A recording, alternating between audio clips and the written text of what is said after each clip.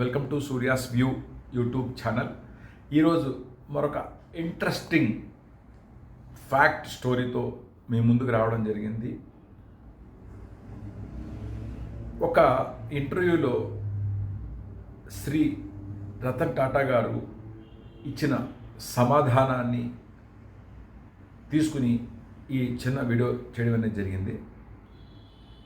రతన్ టాటా గారిని ఆ ఇంటర్వ్యూ చేసే ఆయన మీకు అసలైన ఆనందం అనేది ఎప్పుడు కలిగింది అని ఆయన అడగడం జరిగింది. అయితే రతన్ టాటా గారి సమాధానం చూస్తే కనుక చాలా డిఫరెంట్గా చెప్పారు ఆయన. నాకు 4 దశలలో ఆనందం కలిగింది.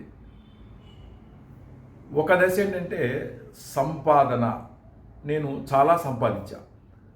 ఆ సంపాదన వనరులు చూసిన తర్వాత నాకు కొంతవరకు ఆనందం అనేది వచ్చింది, కానీ ఆ ఆనందం అనేది శాశ్వతం కాలేదు.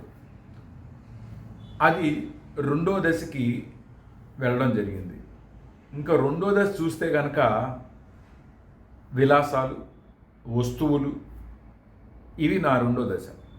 ఈ వస్తువులు అనేవి మెరుగు ఉన్నంత వరకు వస్తువులు చాలా బాగుంటాయి. ఆ మెరుగు తగ్గాక దాని మీద మనకు మోజు తీరిపోతుంది.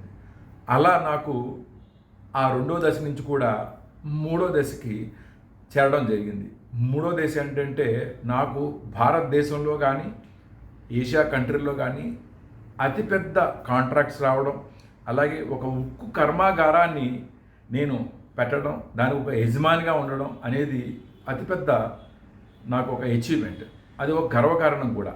అది ఒక పెద్ద అచీవ్మెంట్ 3వ దశ. అయితే దాంట్లో కూడా నాకు కావాల్సిన ఆనందం అనేది రాలా.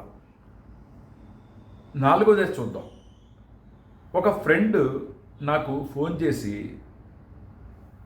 రతన్, ఒక 200 మందికి వికలాంగులకి వీల్ చైర్స్ కావాలి, నువ్వు ప్రొవైడ్ చేయగలవా అని అతను నాకు అడగడం జరిగింది. అయితే నేను ఇమ్మీడియట్గా 200 వీల్ చైర్లు కొనమని చెప్పి మా స్టాఫ్కి చెప్పి 200 ఇమ్మీడియట్గా అతనికి, నా ఫ్రెండ్కి అరేంజ్ చేశాను. అయితే నా ఫ్రెండ్ మళ్ళీ కాల్ చేసి, నువ్వు అలా ఇవ్వడం కాదు, నువ్వు నాతో వచ్చి ఆ పిల్లలకి నీ చేతుల మీదుగా ఆ 200 వీల్ చైర్లు ఇవ్వాలి అని అతను పట్టుబడడం జరిగింది. సరే, ఫ్రెండ్ చెప్పాడు, సరే వెళ్దామని చెప్పి నేను ఆ వికలాంగుల యొక్క ఆర్ఫనేజ్కి వెళ్ళడం జరిగింది. నా చేతుల మీదుగా నేను ఆ 200 వీల్ చైర్స్ వాళ్ళకి నేను అందజేశా.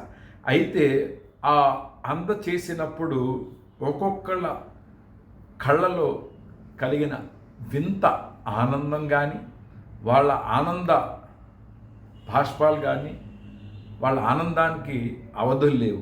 అవి చూసిన తర్వాత నేను చూసిన ఆ 3 దశలు ఎందుకు పనికిరావు అని నేను అనుకున్నా. మనం ఎంత సంపాదించామనేది కాదు, ఎంత మనం కూడబెట్టామనేది కాదు, మనం ఎంత సేవ చేసాం, ఆ సేవ వల్ల అవతలి వ్యక్తి ఎంత ఆనందం పొందాడు, ఆ ఆనందమే రియల్గా మన ఆనందం. నేను ఈ టైంలో బాగా ఆనందపడ్డానని అతను ఆ యొక్క రిపోర్టర్కి చెప్పడం జరిగింది. సో దయచేసి మన ఫోకస్ అనేది 100% సంపాదించడంలో ఉండడంలో తప్పు లేదు. సంపాదించాలి, సంపాదించి మన ఫ్యామిలీకి పెట్టాలి, అలాగే ఎంతో కొంత పర్సంటేజ్ దానం చేయండి, పబ్లిక్ని కాపాడండి. చాలామంది ఒక పూట కూడా తినకుండా పడుకునే వాళ్ళు ఉన్నారు. దయచేసి మీ యొక్క ₹1 అనుకోండి, ₹10 అనుకోండి, ₹100 దానం చేయండి. మీ యొక్క సేవా నిరతిని తెలియపరచండి. Thank you so much.